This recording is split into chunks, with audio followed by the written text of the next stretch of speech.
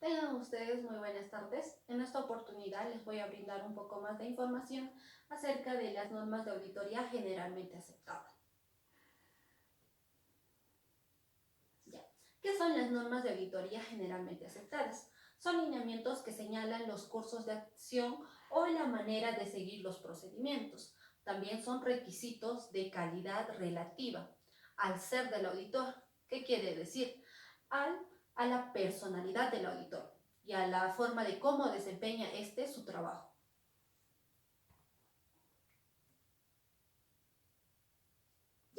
Ahora veamos la clasificación de las nagas.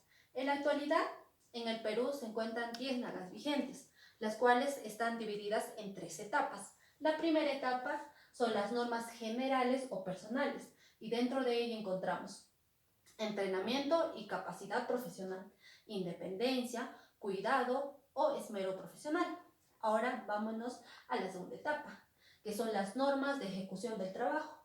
Ahí encontramos planeamiento y supervisión, estudio y evaluación del control interno y la evidencia suficiente y competente. Ahora, por último, la tercera etapa es normas de preparación del informe. Ahí vemos la aplicación de los principios de contabilidad generalmente aceptados, la consistencia, la revelación suficiente y por último la opinión del auditor. Ahora yo me voy a basar en la segunda etapa, que son normas de ejecución del trabajo, y dentro de ellos se encuentra la NAGA 6, que es evidencia suficiente y competente. ¿A qué se refiere esto?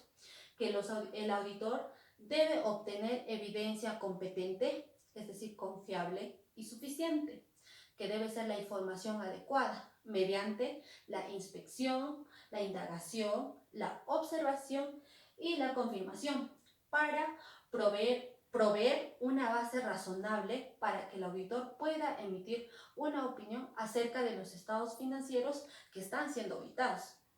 También, la evidencia es un conjunto de hechos comprobados, suficientes, competentes y pertinentes para que el auditor pueda sustentar una conclusión.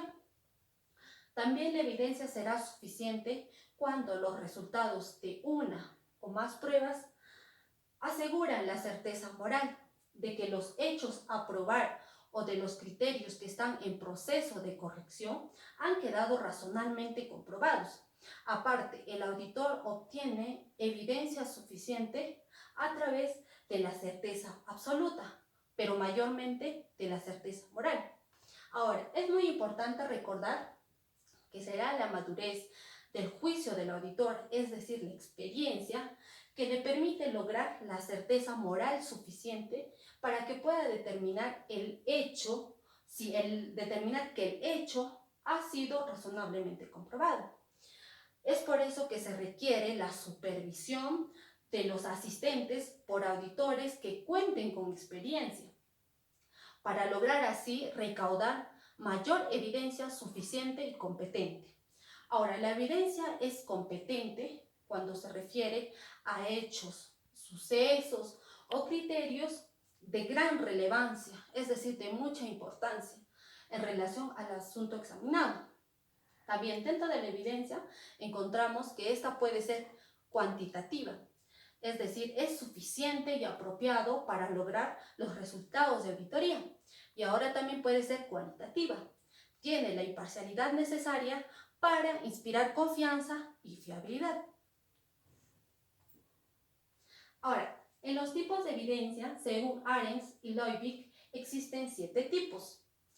El examen físico, confirmación, documentación, observación, consulta del cliente, desempeño y por último, procedimientos analíticos.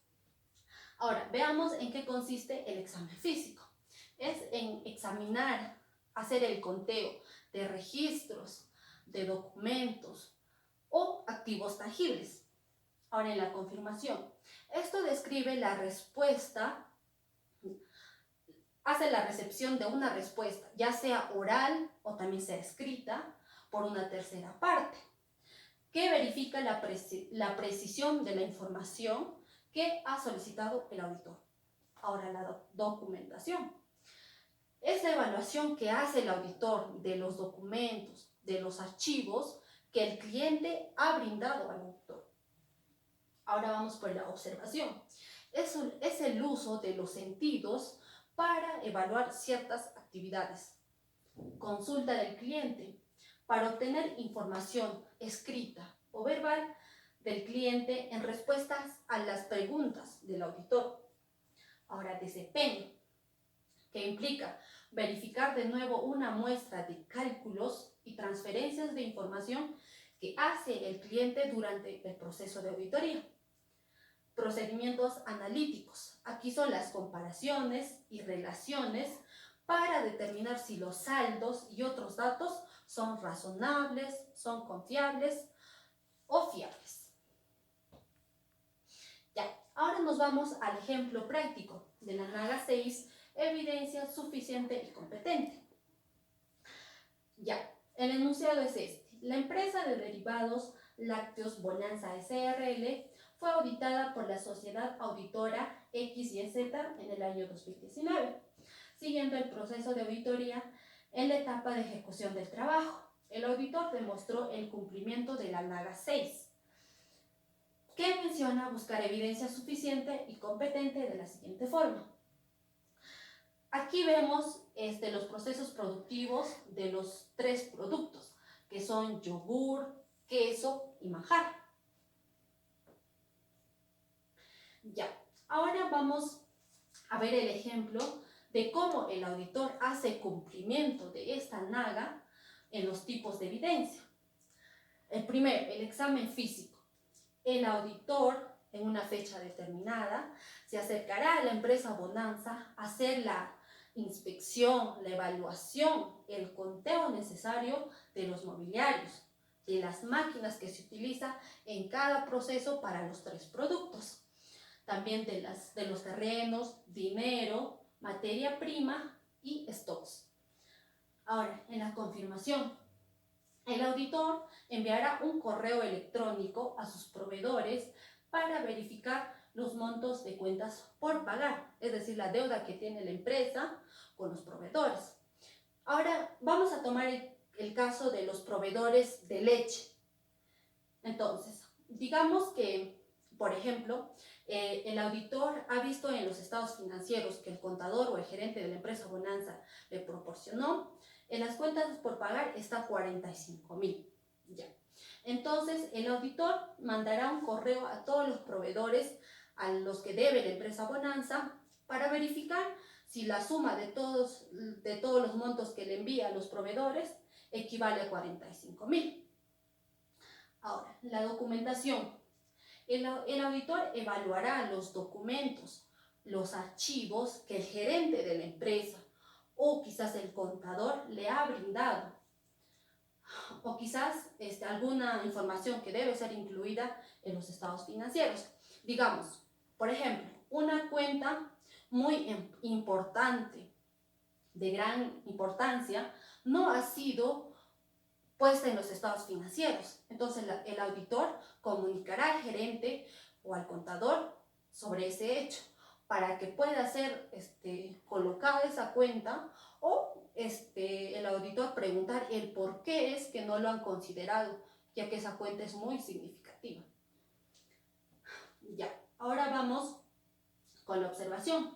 El auditor coordinará con el gerente de la empresa Bonanza para una visita guiada por cada etapa de los procesos de producción.